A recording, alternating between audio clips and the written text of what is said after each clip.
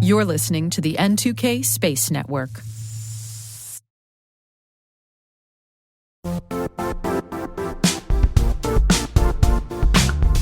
Is your AppSec program actually reducing risk? Developers and AppSec teams drown in critical alerts, yet 95% of fixes don't reduce real risk. Why? Traditional tools use generic prioritization and lack the ability to filter real threats from noise. High-impact threats slip through and surface in production, costing 10 times more to fix. Ox Security helps you focus on the 5% of issues that truly matter before they reach the cloud. Find out what risks deserve your attention in 2025. Download the Application Security Benchmark from Ox Security.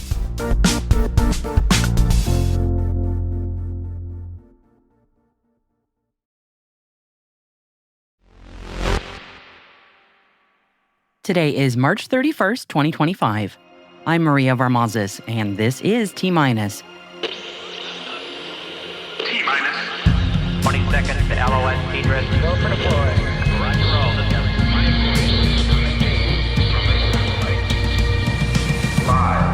The launch window for the SpaceX Fram-2 mission opens at 9:46 p.m. Eastern Time this evening. 4. SES and Spectral to collaborate on global quantum-secure communications. 3. NASA and Boeing say they are making progress towards crew certification of the CST-100 Starliner system. 2. NASA has amended its launch services contract with SpaceX to add Starship. 1. Isar Aerospace's inaugural Spectrum launch ends in a crash. 0.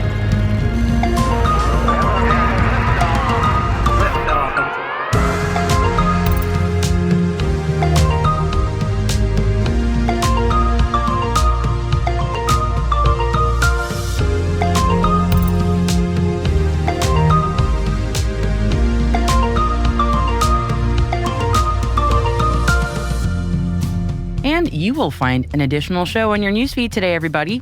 AWS in Orbit, Scaling Space, Safety, and Agility with Astroscale UK is also dropping at the same time as our daily show. So go and check it out after we wrap up today's intelligence briefing.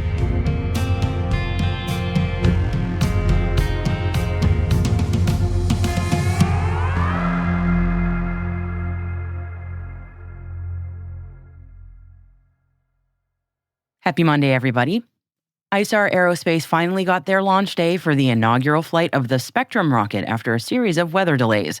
The European commercial rocket Spectrum, developed and operated by Germany's Isar Aerospace, lifted off from Andøya spaceport in Norway on Sunday.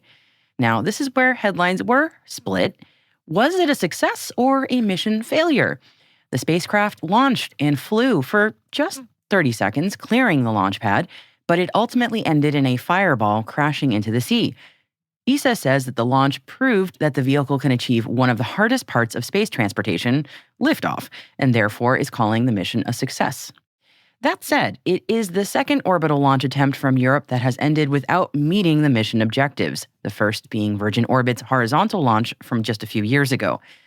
Of course, no flight is ever a complete failure. Isar Aerospace engineers collected data from the 30-second flight to analyze and tweak their Spectrum launcher for a next flight. ESA's Director General Josef Aschbacher was quick to point out that, quote, a test flight is exactly that, a test to gather data, learn, and improve. Everything Isar Aerospace achieved is remarkable, and they will have lots of data to analyze. I applaud the teams for getting this far, and I am confident that we will see the next Spectrum on the launch pad, ready for test flight 2 liftoff soon.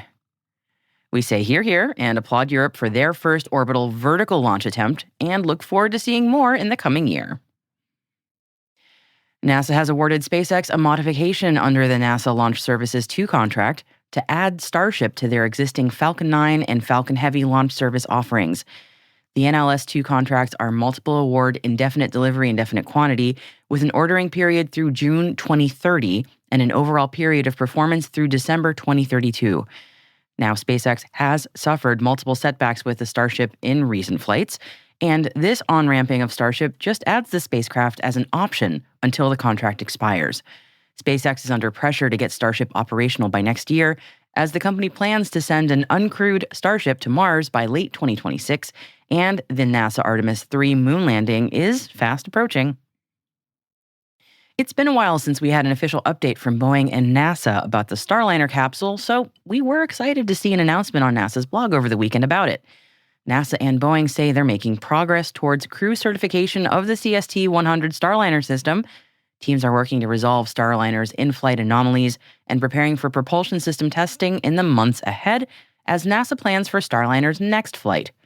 Ken Bowersox, the Associate Administrator for Space Operations at NASA headquarters in Washington, D.C., says that NASA's strategy for crew transportation is critical for assured access to space using American private industry. Our investment in commercial crew transportation capabilities is providing the needed flexibility to operate in space as safely as possible and respond to changes quickly when they arise. NASA is seeing the commitment from Boeing to adding the Starliner system to the nation's crew transportation base. Now, NASA and Boeing have been working on post-flight data analysis from its crewed flight test in summer 2024. They say that a significant amount of work has been completed, with more than 70% of flight observations and in-flight anomalies being closed at program-level control boards. The major in-flight propulsion system anomalies that Starliner experienced in orbit are expected to remain open further into 2025, pending the outcome of various ground test campaigns and potential system upgrades. SES and Spectral have signed an agreement to develop an interoperable optical ground station to establish long-distance satellite-based quantum key distribution between Asia and Europe. The companies are aiming to connect both companies' current and future quantum key distribution, or QKD, satellite missions. The hope is that this will result in easier access to and diversity in the supply of long-distance QKD to end users in Asia, Europe, and other future compatible ground stations worldwide. The integration of this proposed optical ground station with Singapore's fiber QKD network aims to help future customers integrate their networks with satellite QKD networks and demonstrate a practical pathway towards enabling global QKD connectivity once the QKD satellites are operational. SpaceX and the Fram2 crew, that they have dubbed Framonauts, completed a full rehearsal of launch activities yesterday ahead of tonight's scheduled liftoff. The launch window for liftoff of the Fram2 mission opens at 9:46 p.m. Eastern Time this evening. The mission is aiming to explore Earth from a polar orbit and fly over Earth's polar regions for the first time. The crew will conduct 22 research studies and are planning to take the first X-ray in space, perform exercise studies to maintain muscle and skeletal mass, and, grow mushrooms in microgravity. This will be the first human spaceflight for Mission Commander Chun Wang, Vehicle Commander Yannick Mikkelsen, Vehicle Pilot Rabea Raghi, and Mission Specialist and Medical Officer Eric Phillips. Godspeed and ad astra to the crew and support team.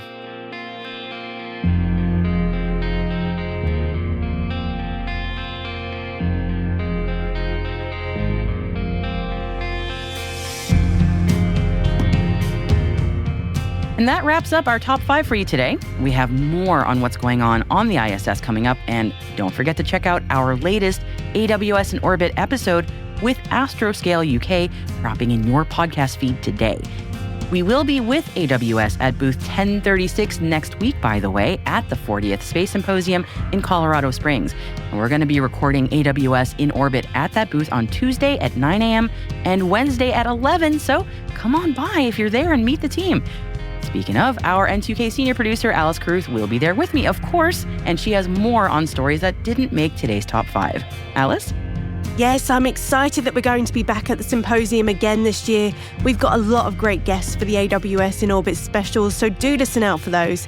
The only additional story we've added to today's selected reading section is on Kayhan Space losing their protest to the award of a contract to Slingshot Aerospace. This was for a presentation layer for the traffic coordination system for space, better known as TRAX. And as always, please remind us where we can read more on that story. Links to that story and all the others we mentioned throughout the show can be found in the selected reading section of our show notes on the podcast platform that you listen to us through and on our website, space.n2k.com. Hey T-Minus crew, if you would like daily updates from us directly in your LinkedIn feed, be sure to follow the official N2K T-Minus page over on LinkedIn. If you're more interested in the lighter side of what we do here, we are at T-Daily on Instagram. That is where we post videos and pictures from events, excursions, and even some behind-the-scenes treats. You know we're going to be very busy at Space Symposium, so now's the time to follow. Links are in the show notes. Hope you'll join us there.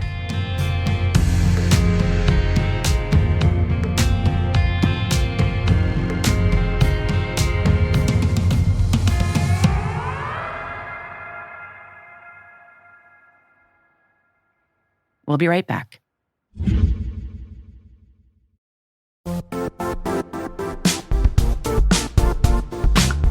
Are you frustrated with cyber risk scores backed by mysterious data, zero context, and cloudy reasoning? Typical cyber ratings are ineffective, and the true risk story is begging to be told. It's time to cut the BS. Black Kite believes in seeing the full picture with more than a score, one where companies have complete clarity in their third-party cyber risk using reliable, quantitative data. Make better decisions. Reduce your uncertainty. Trust Black Kite.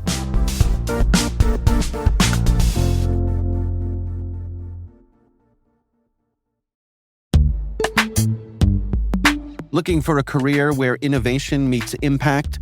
Vanguard's technology team is shaping the future of financial services by solving complex challenges with cutting-edge solutions. Whether you're passionate about AI, cybersecurity, or cloud computing, Vanguard offers a dynamic and collaborative environment where your ideas drive change. With career growth opportunities and a focus on work-life balance, you'll have the flexibility to thrive both professionally and personally. Explore open cybersecurity and technology roles today at vanguardjobs.com.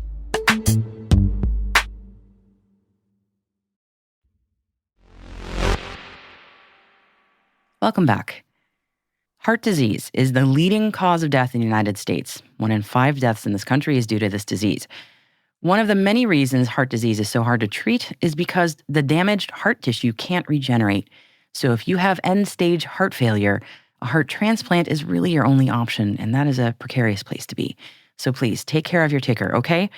Now, some hope for future cardiac patients is coming from cardiac cell research aboard what else but the International Space Station. The premise of this new research is this. Previous studies have shown that cancer cells thrive in microgravity. So Professor Chunhui Xu, a researcher at Emory University, wondered if heart cells might respond to space conditions like cancer cells do by proliferating faster and surviving better. In that case, space-based research could accelerate regenerative treatments for heart disease. So Professor Xu's team launched 2 investigations to the ISS, studying how microgravity affects heart muscle cells. And they found that space-grown heart cells do indeed proliferate more efficiently and survive better, and are purer and more mature than those grown in normal gravity, all attributes that are critical for heart repair therapies. Their peer-reviewed research, published in Biomaterials Journal, could lead to new ways to generate and transplant heart cells for patients with heart failure. Professor Xu said, "Our research on the ISS could allow us to develop a new strategy to generate cardiac cells more efficiently with improved survival when transplanted into damaged heart tissue, which would greatly benefit patients on Earth." So there you go. Space research is emerging as an unexpected ally in regenerative medicine. Future experiments aim to refine these findings, bringing space-driven innovations closer to real-world treatments.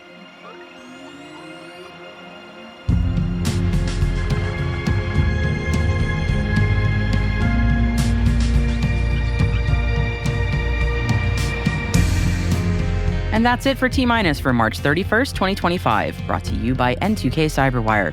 For additional resources from today's report, check out our show notes at space.n2k.com. We'd love to know what you think of this podcast. Your feedback ensures we deliver the insights that keep you a step ahead in the rapidly changing space industry. If you like the show, please share a rating and review in your podcast app. Please also fill out the survey in the show notes or send an email to space@n2k.com. We're privileged that N2K Cyberwire is part of the daily routine of the most influential leaders and operators in the public and private sector, from the Fortune 500 to many of the world's preeminent intelligence and law enforcement agencies. N2K makes it easy for companies to optimize your biggest investment, your people. We make you smarter about your teams while making your teams smarter. Learn how at n2k.com. N2K senior producer is Alice Caruth. Our producer is Liz Stokes. We're mixed by Elliot Peltzman and Trey Hester, with original music by Elliot Peltzman. Our executive producer is Jennifer Iben. Peter Kilpie is our publisher. And I am your host, Maria Varmazes. Thanks for listening. We'll see you tomorrow.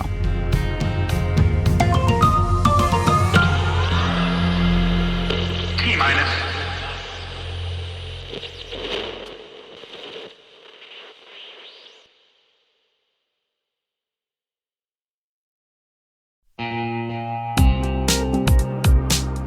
Cyber threats are evolving every second, and staying ahead is more than just a challenge, it's a necessity. That's why we're thrilled to partner with ThreatLocker, the cybersecurity solution trusted by businesses worldwide. ThreatLocker is a full suite of solutions designed to give you total control, stopping unauthorized applications, securing sensitive data, and ensuring your organization runs smoothly and securely. Visit threatlocker.com today to see how a default deny approach can keep your company safe and compliant.